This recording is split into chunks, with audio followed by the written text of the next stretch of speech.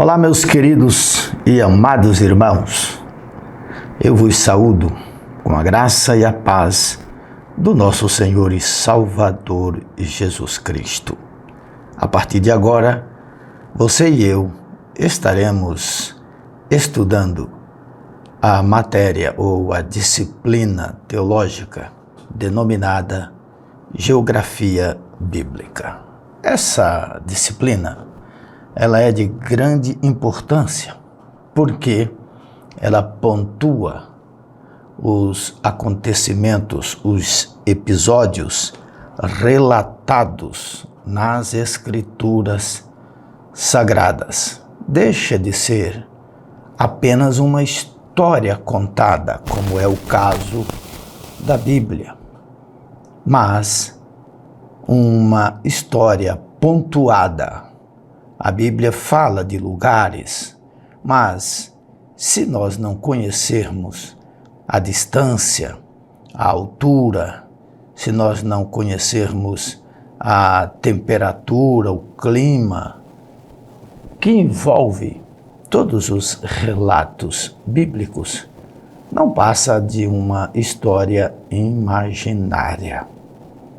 Já quando estudamos a geografia bíblica, embora não deixamos de imaginar os episódios relatados na Bíblia, mas a mente clareia, já temos uma ideia bem nítida sobre aqueles acontecimentos, no que diz respeito à altura, à profundidade, tais como montes, rios, climas do lugares, a topografia, o próprio solo, que é o palco das revelações das Escrituras Sagradas. Então, está aí a grande importância da geografia.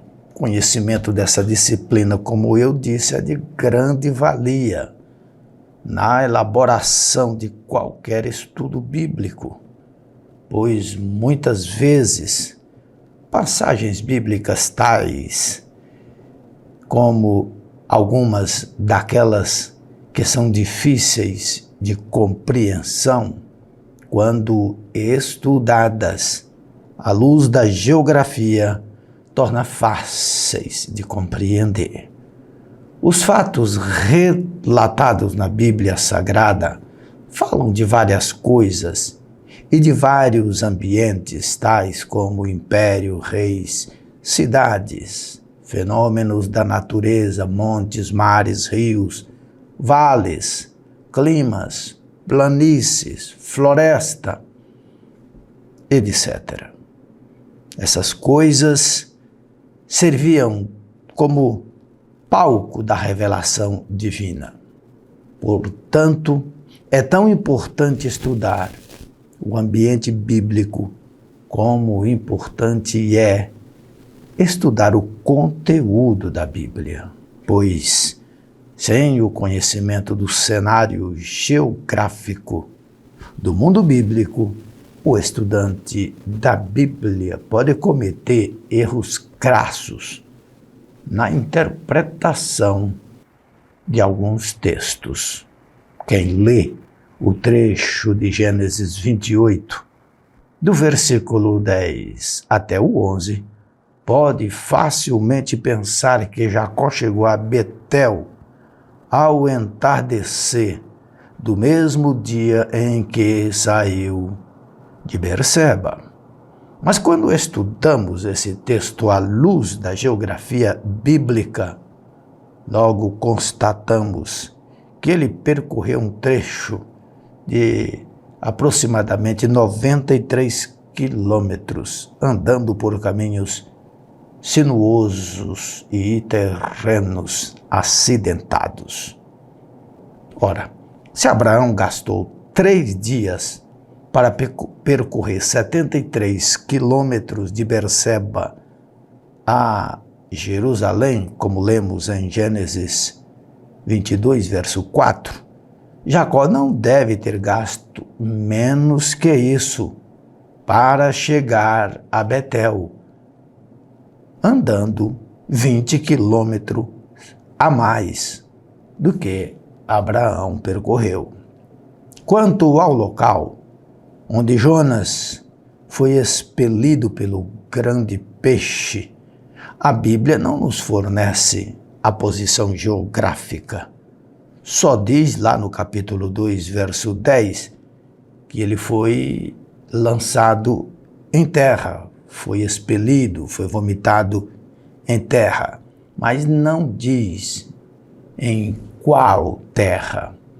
O historiador hebreu Flávio Joséfos diz que ele foi expelido numa região do Ponto, uma região que fica no extremo norte de Israel, bem distante de Israel. Mas nada disso tem evidência, tem prova histórica.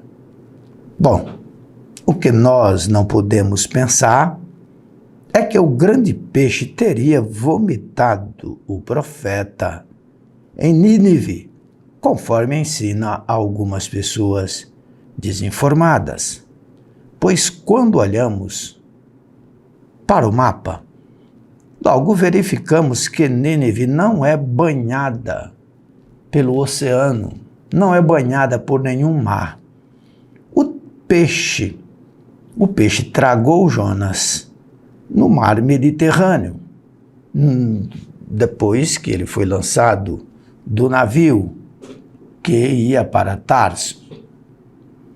E ainda que esse peixe andasse em direção de Nínive, ele jamais chegaria lá no tempo em que a Bíblia informa. Esse peixe teria que nadar, fazendo uma volta ao mundo, porque naquele tempo o canal de Suez ainda não havia sido construído, e ao chegar ao Golfo Pérsico, esse peixe teria que sair do mar, entrar ali no Golfo Pérsico e nadar contra a correnteza no rio Tigre e subir mais de 200 quilômetros de distância até chegar não na cidade de Nínive, mas próximo à cidade de Nínive. Porque Nínive não é banhada pelo mar. Em Nínive passa um rio, nas proximidades de Nínive passa um rio, que é o rio Tigre. E esse rio, ele corre em direção ao Golfo Pérsico, onde ele despeja suas águas.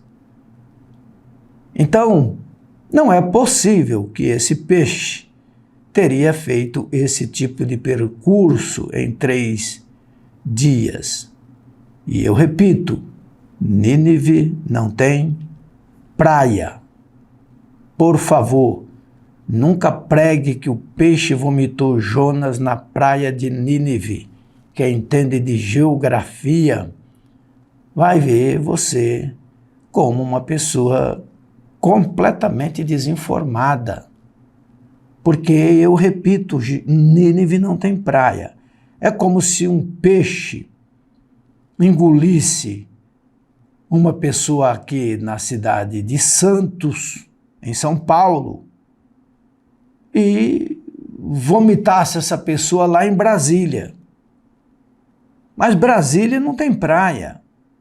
Então não há possibilidade desse peixe vomitar Jonas, vomitar alguém em Brasília ou em alguma cidade do Mato Grosso, porque não tem praia, não são regiões litorâneas, tal como Nínive também não era.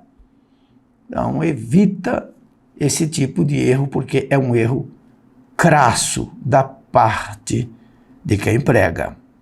Ok? É muito fácil, É só você jogar os olhos no mapa e ver facilmente onde Nínive foi plantada. Ainda mais, quem lê o trecho de Lucas 23, do versículo 6 até ao 11, onde narra o interrogatório de Herodes ao Senhor Jesus, pode facilmente pensar que aquele Herodes foi o mesmo Herodes, teria sido o mesmo Herodes que ordenou o massacre, o genocídio das crianças da cidade de Belém. Mas, auxiliado pela geografia bíblica, o leitor logo saberá que não houve, aliás, que houve vários Herodes, os quais exerceram governos em jurisdições diferentes ali dentro do Estado israelita, nos termos do antigo Israel, que agora, no mundo de então, estava sendo controlado pelos romanos. Aquele Herodes que interrogou o Senhor Jesus e que também mandou degolar João Batista era filho daquele Herodes que tentou aquele genocídio, aquele massacre. Tentou e realizou, a fim de acertar no Senhor Jesus. Ele matou várias crianças que estavam dentro da idade que ele acreditava ser de acordo com a informação dos magos, né? E não acertou no Senhor Jesus, porque o anjo alertou José para se buscar refúgio no Egito. E quando olhamos para o mapa geográfico, veremos que José e Maria não gastou mais de 15 dias para, no lombo de um jumento, atravessar as fronteiras do Egito. E aí você pode me perguntar, mas como José e Maria não gastou mais de 15 dias para, da Judéia, chegar ao Egito, uma vez que Israel, quando saiu cativo do cativeiro do Egito, gastou 40 anos para chegar em Canaã? É porque Israel não veio para Canaã numa única marcha. Parou várias vezes durante a peregrinação, tema de aulas futuras que nós vamos ainda trabalhar. Ok? Mas eu quero dizer também que quando lemos o texto do primeiro livro dos Reis, capítulo 17, verso 1, onde relata que o profeta Elias pronunciou juízo de maldição contra o rei Acabe, dizendo que durante 3 anos não haveria nem chuva nem orvalho. Sem o auxílio da geografia, ficamos sem entender a relevância que o orvalho tinha e continua tendo na terra de Israel. Tema para aulas futuras, quando nós formos estudar o clima de Israel. Conforme vemos, a geografia bíblica nos coloca dentro do cenário onde os acontecimentos históricos se desenvolveram. Ela nos ajuda a localizar, situar e enxergar os lugares onde os fatos aconteceram com tanta clareza, a ponto de nos fazer sentir participantes da história e dos relatos bíblicos. Portanto, o conhecimento geográfico do mundo bíblico é de muito valor para enriquecer o estudante das Escrituras Sagradas, aqueles que desejam conhecer melhor as revelações divinas em graus mais elevados.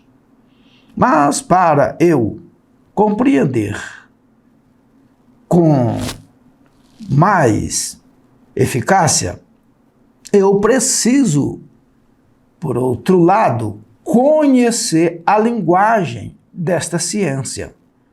Toda ciência tem a sua linguagem própria. E a geografia não é diferente.